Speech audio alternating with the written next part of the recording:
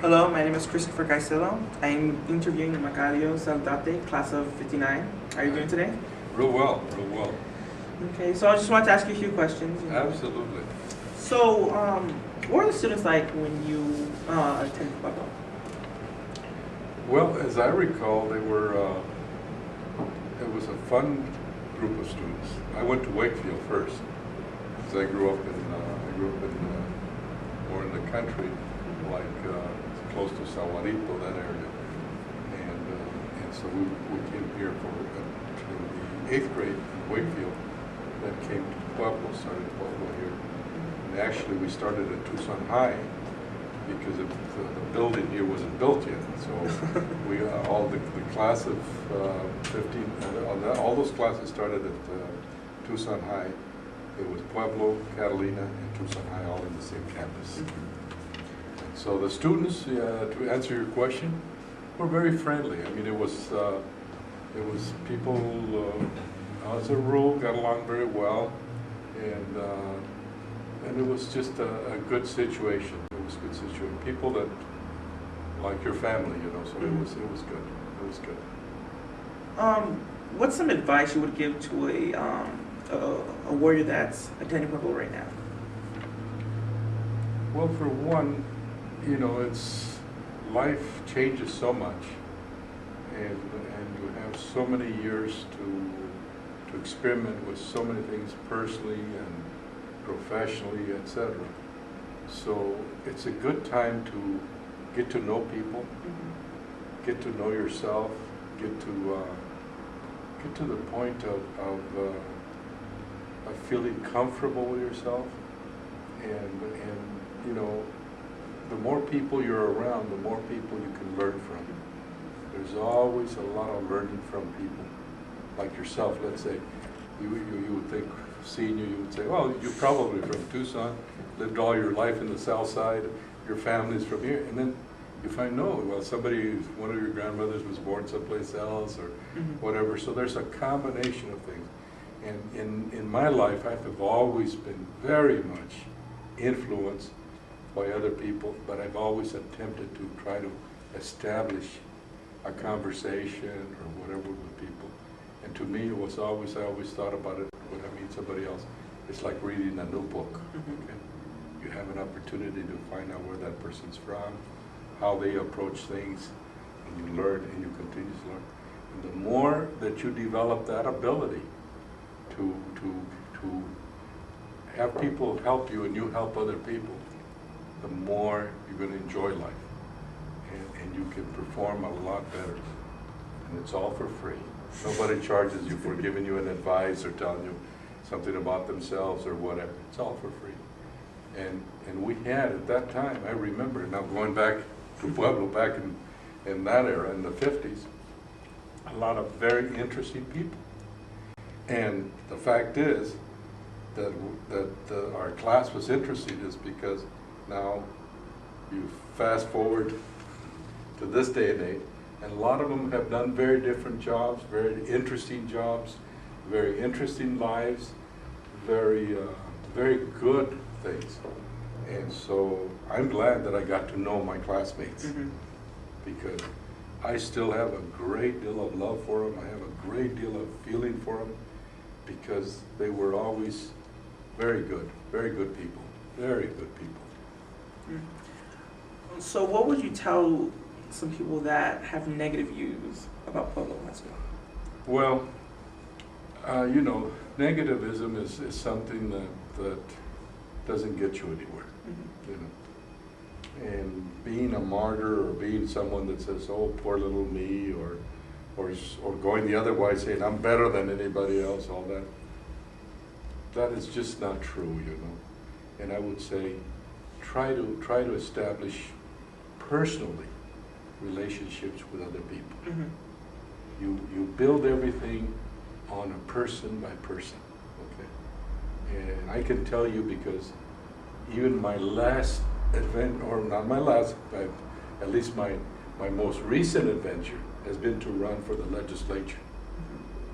And I can tell you those techniques that I learned here and part of my life after I left here, in dealing with people and being positive and asking questions and establishing a good relationship, that has helped me tremendously, because that's what's got me into office.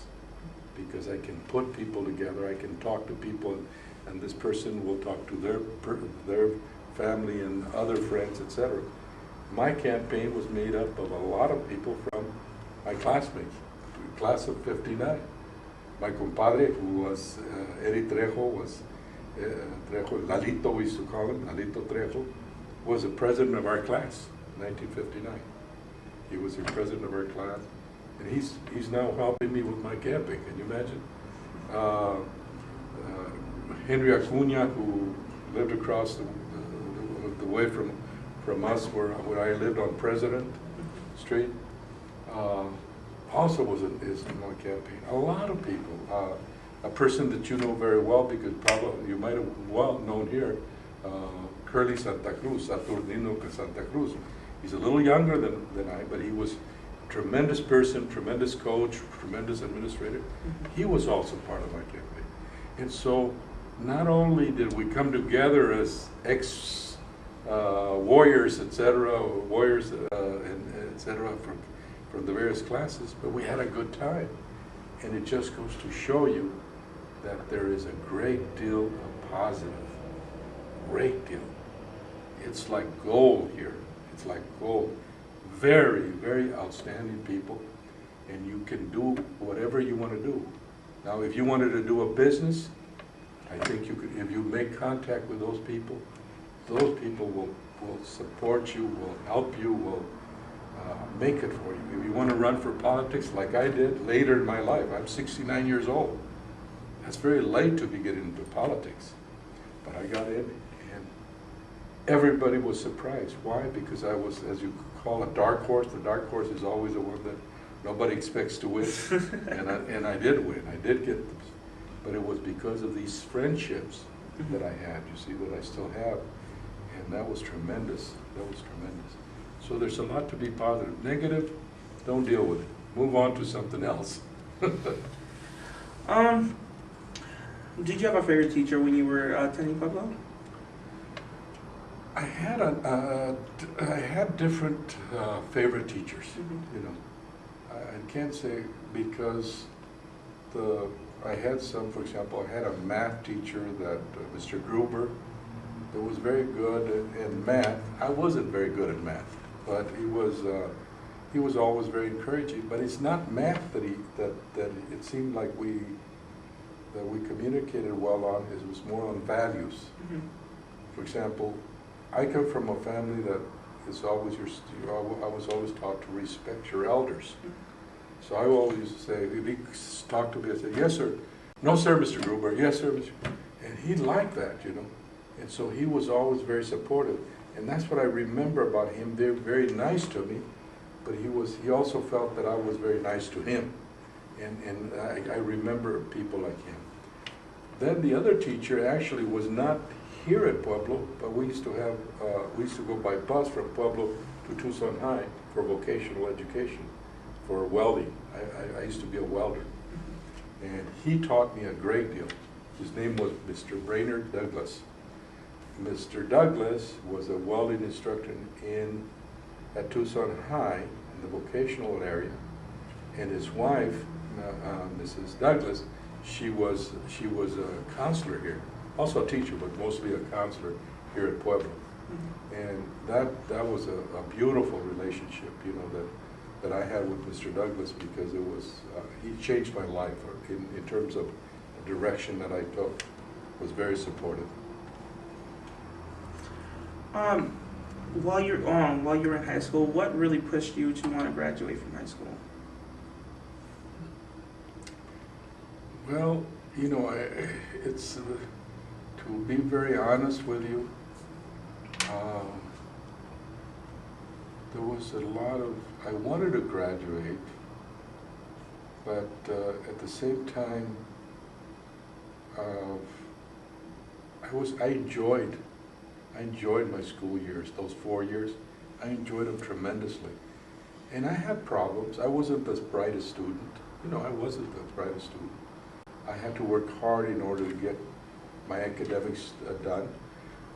I did better in things like welding, for example, because it was very practical, and it had to do with, I could apply those things, for example, to cars. I love cars. You see, I don't know if young people like so they probably still do, right? Yeah. And I love my cars, you know, and of course, to tell you the truth, I was also very interested in the opposite sex, you know. I like all the good-looking girls that we had in Pueblo, you know. And so I was, there was a lot of changes going in me, you know, and you wanted to look well and be, you know, impress people and do all those things, have a good time. So even though I was interested in doing well, my dad always told me, my parents always told me, you know, you have to do well in school because that way you can get a better job, do better, et cetera, et cetera. That was one of the things. But my notion was also just to enjoy. I knew that this was for some reason, somehow I knew that this was a very special part of my life. Because I knew that things were going to be rough. A lot of people didn't go to college, to tell the truth, university, etc., when they graduated. Most of them either went to the army, went to work for the mines, went to work for the city, but worked mostly. And so when you graduated, then it was over. You know, you had to work, you had to do, there was no, yes, you're going to have a good time, but part of your youth was going to be left behind. So at that time, I knew it was important to enjoy high school, and I enjoyed it tremendously. You know, I go to all the sport events, I go to all the dances, I go to all the proms, I go to whatever activities, and enjoyed the interaction with other students. And again, Pueblo is good like that because people were friendly, people were engaging in conversation, and you had a good time. So, you know, the day went like this, fast, because it was such a neat place to be. Very, very, very good. Of course, I needed to learn something as well, and I tried. But I have to be honest with you, I was not the sharpest kid around. I knew other people that were very sharp. You know, I can tell you about my classmates. You know, Ramon Lopez was very good at math and is a very good student. John Hodgers, for example, my friend, would like chemistry and he knew science a lot, and you know, those types of things. Other students, you know, they were in many ways more dedicated than I was. I was not as dedicated, but I enjoyed school a great deal. Did you ever imagine or, you know, ever dream that you would become a politician like you are today? No, not at all. Not at all. It was really hard for me to even imagine myself as a teacher. And I was really what my father wanted me to be. And that was, it was important, and but it was very hard.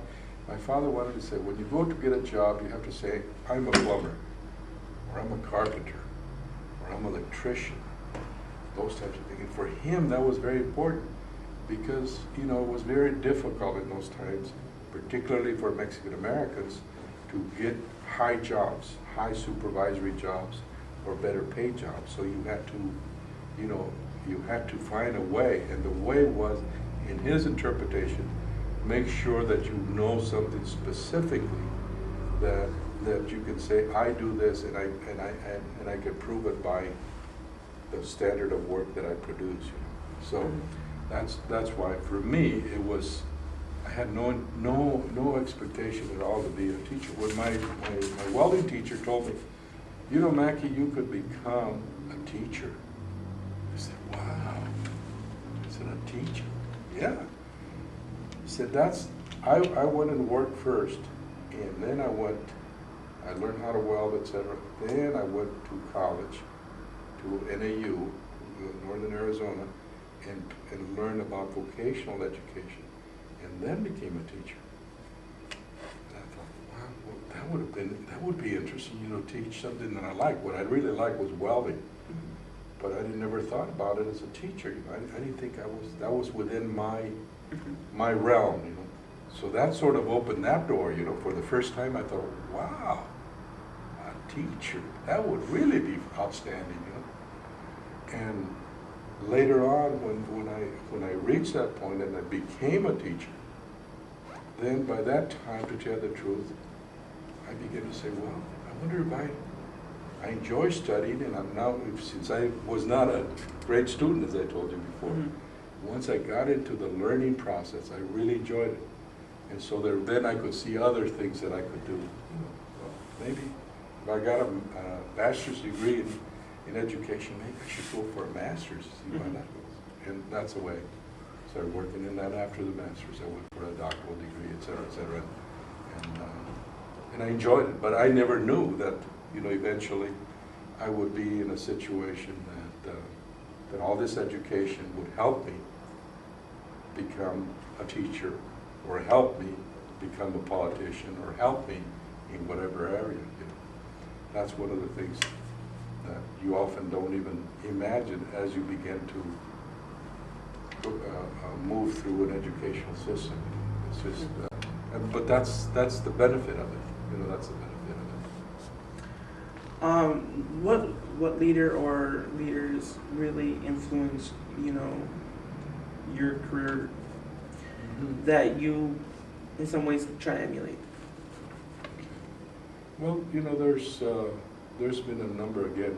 I've always that's one of my favorite pastimes. To learn about people and try to find out what makes them tick, what makes them be good at something. But if I look back, I was very impressed by Cesar Chavez, for example. Why? Well, when I first saw him, it was during what we called at that time the Movimiento Chicano. It was really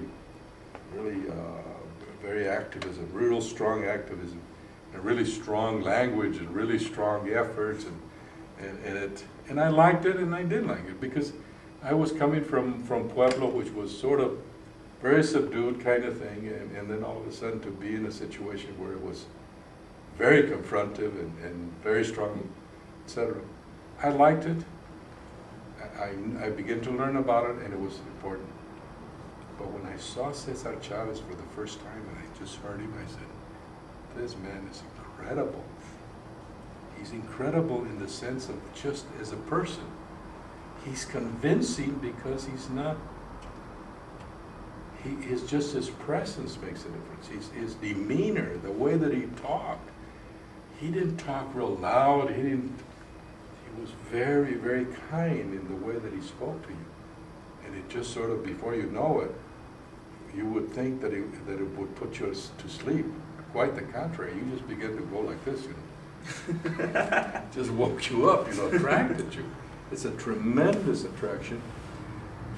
It was almost to me, and I saw him talk both within an auditorium where there was a lot of banners and all that. And pretty soon, you began to focus on him, and you didn't see the banners. And you began to see the crowd, and all that they were saying didn't make a difference. And then it's almost like at other times that I saw him speak outside, and just under a tree or something like that. And it was spiritual. I mean, he was so charismatic, extremely charismatic. Very soft-spoken, but very, very precise in his language. Very precise, very, very good, and fantastic leader. So I think that's, for me, he was good. He was impressive. And I think that in many ways he represented a lot of people that I had contact with. My parents, uncles, other people that he reminded me of. Okay. And so for me, he made a great deal of difference. I liked the way he carried himself more than anything else. But I saw that same kindness, for example, let's say my welding instructor, Mr. Douglas. I liked him because he had the patience with me. And he gave me a vision, he gave me a direction. And he told me, look, I want you to get somewhere. You have the talent, but you have to move from Tucson and go to a place where there's more welding and you could be specialized. So he sent me to the shipyard, and I went to the shipyard, and when I walked in that shipyard in San Pedro, California, I felt like I had been there. he was such a great teacher. It was like a dream. And I went in there with people that are guys that have been working for a long time in welding and all this type of thing. And I walked in 17 years of age, and I beat all those guys. I was the only one hired that day. Mm-hmm. So I began to feel very good about myself, but it was because of this kind of support that I had, like Mr. Douglas, and like the leadership that I would have influenced, like Cesar Chavez. Well, would you like to say anything to maybe any words of wisdom or anything to the warriors of Pueblo? Well, the only thing probably would be just to sort of go over a little bit of what I've said already, is that my sense is, because I live right across the street, so I'm in the community, and a lot, and so I think that there's still the richness that there's always been at Pueblo, and I hope that students take advantage of that and try to build that same thing that we were able to build. Not very rich. We didn't come with a lot of money. We didn't come with a lot of resources. We didn't come with a lot of things, but we had a lot of good things within us that our parents had given us, and a lot of other students that had the same thing. And we began to share it, and that became much bigger than money. It became much more powerful, much more moving. And that's what I think that's why it's important to look at the very positive things that are here and build them. And it's really, again, up to us. If you don't look at it such and you don't find that there's gold there won't be any for you. You know, you have to believe that there is. And go out and try it. Talk to your classmates. Talk to your teachers. Talk to people about issues that to you are important. And I think you know, some new things will develop for you every time. Well, thank you so much for your time, Mr. Saldate. Oh, it's a pleasure.